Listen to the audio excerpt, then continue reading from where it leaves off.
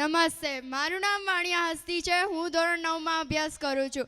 વિજ્ઞાન એ પ્રયોગ દ્વારા શીખવાની એક અદ્ભુત રીત છે. પ્રયોગ આપણા મનમાં પ્રશ્નો ઊભા કરે છે, વિચારવાની શક્તિ વધારે છે અને નવી શોધ માટે પ્રેરણા આપે છે. પ્રયોગ એ જ વિજ્ઞાનની સાચી ભાષા છે. તો ચાલો જ્ઞાન અને ઉત્સુકતાના આ સફરમાં આગળ વધીએ અને વિજ્ઞાનના રસપ્રદ પ્રયોગોનો આનંદ મેળવીએ. Thank you. જમ્સ દૂર થતા નથી. જ્યારે તેનું લિક્વિડ વાપરવાથી ચિકાસ અને જમ્સ તરત દૂર થાય છે. અવાર થવાનું કારણ છે કે તેમાં સર્ફેક્ટન્ટ્સ હોય છે જે જમ્સને દૂર કરે છે. આ નાના બાળકો માટે સૌથી મહત્વનો પ્રયોગ છે. ત્યારબાદ કોઈ પણ ખાદ્ય પદાર્થની અંદર સ્ટાર્ચ હાજર છે કે નહીં તે કઈ રીતે જાણી શકાય છે? તો તેના માટે આયોડિનના દ્રાવણની જરૂર પડશે. તો ખાદ્ય પદાર્થમાંથી એક બટેટાનું ફાડું લઈ તેના ઉપર આયોડિનના દ્રાવણનું એક ટીપું મૂકતા થોડી જ વારમાં બટેટાનો રંગ કાળો ભૂરો થઈ જાય છે, જે સ્ટાર્ચની હાજરી દર્શાવે છે. ત્યારબાદ કોઈ પણ દ્રાવણ સમાંગ અને વિષમાંગ મિશ્રણમાં હોઈ શકે છે. તે કઈ રીતે જાણી શકાય? તો પાણી ભરેલા કાચના 2 ગ્લાસ લઈ એકમાં ખાંડ ઓગાળો અને બીજામાં રેતી ઉમેરો. તો થોડીવાર પછી ખાંડ પાણીમાં ઓગળી જાય છે અને બંનેની સમાન અવસ્થા જોવા મળે છે, જેથી તે સમાંગ મિશ્રણ છે. જ્યારે રેતી પાણીમાં ન ઓગળવાથી રેતી અને પાણીની અલગ અવસ્થા હોવાને કારણે તે વિષમાંગ મિશ્રણ છે.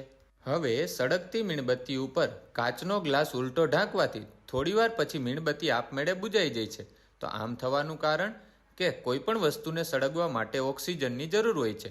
જો ગ્લાસ ઢાંકવામાં આવે તો વાતાવરણનો ઓક્સિજન મીણબત્તીને મળતો બંધ થઈ જાય છે, જેથી થોડી જ વારમાં મીણબત્તી બુજાઈ જાય છે. ત્યારબાદ જ્યારે પણ આપણે હલ્દીવાળા કપડાને સાબુવાળા પાણીમાં કે પાવડરથી વોશ કરીએ છીએ ત્યારે તેમાં લાલ રંગ જોવા મળે છે. આમ થવાનું કારણ કે હળદર એક સૂચક તરીકેનું કાર્ય કરે છે, જ્યારે સાબુ બેઝ પ્રકૃતિ ધરાવે છે. બંને વચ્ચે થતી રાસાયણિક પ્રક્રિયાને કારણે લાલ રંગ મળે છે. રોજબરોજના પ્રયોગમાં જોતા હોય કે સોડામાં મીઠું નાખો એટલે સોડા ઉભરાઈને ઝડપથી બહાર આવે છે. આનું કારણ છે કે ગમે તે કોલ્ડ ડ્રિંક્સ હોય તેમાં પહેલેથી જ કાર્બન ડાયોક્સાઇડ રહેલો હોય છે, એટલે તેમાં જ્યારે મીઠું નાખવામાં આવે તો ગેસ ઝડપથી બહાર આવે છે. કાગળને મીણબત્તી પર રાખતા તે સળગી જાય છે. જ્યારે તેમાં કસનળી રાખવામાં આવે છે અને પછી મીણબત્તી પર રાખે તો તે સળગતું નથી, પરંતુ કાગળ કાળો થઈ જાય છે. આનું કારણ છે કે કસનળીની અંદર પાણી ભરેલું હોય છે. એટલા માટે જ્યારે તેને મીણબત્તી પર મૂકવામાં આવે તો પાણી છે તે બધી ઉષ્મા શોષી લે છે. તેના કારણે કાગળ બળતું નથી, પરંતુ માત્ર કાળું કાળું થાય છે. ત્યારબાદ ન્યૂટન્સ ક્રેડલ તમે જોઈ શકો છો, જેમાં એક બોલને એક બાજુથી ખેંચી અને મુક્ત કરવામાં આવે તો સામેથી બીજો એક બોલ જ હલનચલન કરે છે, બાકીના સ્થિર રહે છે. જ્યારે 2 બોલને એક સાથે ખેંચી અને મુક્ત કરવામાં આવે તો સામેથી પણ 2 જ બોલ હલનચલન કરે છે અને બાકીના સ્થિર રહે છે, જે ન્યૂટનની ગતિનો ત્રીજો નિયમ દર્શાવે છે કે સમાન મૂલ્યના બળ પરસ્પર વિરુદ્ધ દિશામાં સમાન બળ લગાડે છે. ત્યારબાદ લાકડાની તકતીને દોરી વડે લટકાવેલી તમે જોઈ શકો છો. તેને ઉપરથી નીચે મુક્ત કરતાં તે નીચે સુધી ગતિ કરે છે અને નીચેથી ફરી ઉપર, ઉપરથી ફરી નીચે, આવું ચાલ્યા કરે છે. તો આમ થવાનું કારણ જડત્વ અને સ્થિતિ ઉર્જાનું ગતિ ઉર્જા અને ભ્રમણ ઉર્જામાં રૂપાંતરણ થવાને કારણે છે. ત્યારબાદ અનુનાદ પટ્ટીઓ, જેમાં તમે 7 પટ્ટી જોઈ શકો છો, જેમાં 3 જોડી સમાન લંબાઈવાળી અને 1 પટ્ટી સૌથી ઊંચી અલગ છે. તો સૌથી ઊંચી પટ્ટીને હલનચલન કરાવતા બીજી એક પણ પટ્ટી હલનચલન નહીં કરે, અને જ્યારે સમાન લંબાઈવાળી પટ્ટીઓમાંથી એકને હલનચલન કરાવતા તેના જેવડી જ બીજી પટ્ટી આપમેળે હલનચલન કરવા લાગે છે. આમ થવાનું કારણ સમાન લંબાઈવાળી પટ્ટીઓની આવૃત્તિ, કંપ વિસ્તાર અને તરંગો સમાન હોવાથી બીજી પટ્ટીને આપમેળે હલનચલન કરાવે છે. ત્યારબાદ 2 કાચના ગ્લાસ, જેમાં એકમાં લીંબુવાળું પાણી અને બીજામાં સાબુવાળું પાણી છે. તો લીંબુવાળા પાણીમાં ફિનોપ્થેલિન સૂચક તરીકે ઉમેરેલું છે, જે રંગવિહીન છે. જ્યારે સાબુવાળા પાણીમાં એટલે કે બેઝમાં ફિનોપ્થેલિન ઉમેરવામાં આવે છે ત્યારે તે ગુલાબી રંગ આપે છે, અને જ્યારે ફરીથી લીંબુનો રસ તે દ્રાવણમાં ઉમેરવામાં આવે તો એસિડિક માત્રા વધી જવાને કારણે દ્રાવણ ફરીથી રંગવિહીન બને છે. હવેના પ્રયોગમાં પાણીની અંદર પાંદડું મૂકતા અને એની ઉપર શાહીનું ટીપું નાખતા તે ગતિ કરવા માંડે છે. આનું કારણ શું છે ખબર છે?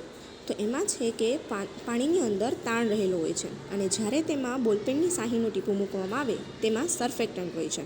તેના કારણે પાણીનું તાણ ઘટે છે અને આ તફાવતના લીધે પાણીમાં ગતિ કરે છે. પ્રયોગમાં તમે જુઓ છો કે જ્યારે કાગળની નીચે જ્યોત રાખવામાં આવે છે તો ઉપરનો કાગળ છે તે ગોળ ગોળ ઘૂમવા માંડે છે. આનું કારણ એ છે કે જ્યારે જ્યોત સળગાવવામાં આવે છે તો આસપાસની હવા ગરમ થાય છે. આ ગરમ હવા હલકી હોવાથી ઉપર તરફ ઉઠે છે અને તે કાગળને ગોળ ગોળ ફરવામાં મદદ કરે છે. નેલ પોલિશ ઉપર આગ લઈ જવાથી તે ઝડપથી આગ પકડી લે છે, જે દાહક તરીકેનું કાર્ય કરે છે. આનું કારણ છે કે તેમાં આલ્કોહોલ રહેલો હોય છે, માટે આ બાબતનું થોડીક રીતે ધ્યાન રાખવું. સાદા લોલકમાં એક બાજુથી દડો મૂકવામાં આવે ત્યારે તે બીજી બાજુ તેટલા જ અંતરે જઈ અને પાછું આવે છે અને ધીમે ધીમે તેની ગતિમાં ઘટાડો થતો જાય છે. આવી ગતિને આવર્ત ગતિ કહેવામાં આવે છે. ત્યારબાદ પ્રકાશ હંમેશા સીધી રેખામાં ગતિ કરે છે, તે અહીંયા આપણે જોઈ શકીએ છીએ.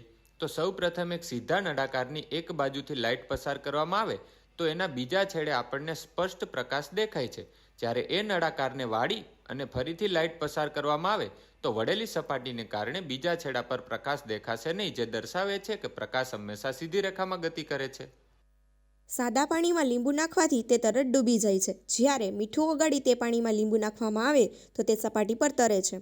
આનું કારણ એ છે કે મીઠું ઓગાળવાથી પાણીની સાંદ્રતા વધી જાય છે અને તે લીંબુને તરવામાં મદદ કરે છે. ત્યારબાદ કોઈ પણ દ્રાવણ સંતૃપ્ત થયું તેમ ક્યારે કહેવાય?